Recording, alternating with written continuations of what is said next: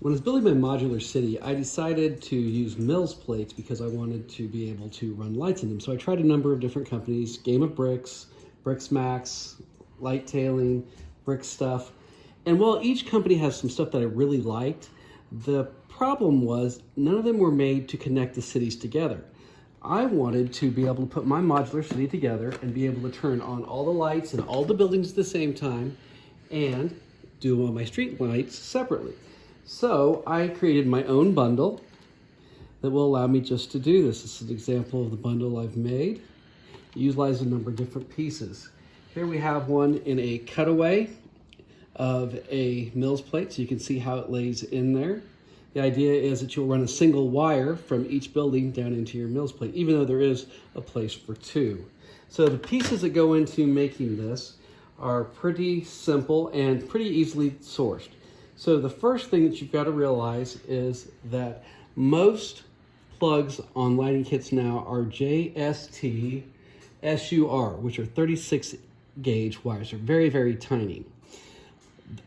The other option you have are JST JHs that Brick Stuff used in their original kits.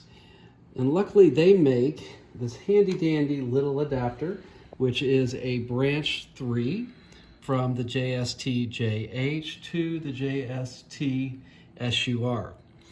That's all well and good, but the cost of cables buying cables with JST JHs or the SURs I found cost prohibitive. So what I did find were these micro USB cables. These are 4-pin.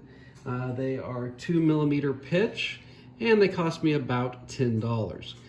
So to utilize those, what I did was also buy these pre-soldered leads that have the JST JHs on them, and then I put them into the bundles that run underneath my modulars, and then I use these plugs to plug each building into the city system. Works out pretty well. I added to that a lighting all remote system because I had it already. It gives me 2 different circuits so I can shut them on and off independently if I want. One I can control the brightness on, and the other has a program to it. So it works out pretty well. I like the outcome of it. It is all USB powered 5.0. As you can see, I've got a number of these strung together, so each time I have a building, all I have to do if I want to add one is take the cable, find the building next to it, and plug it in. It's just that simple.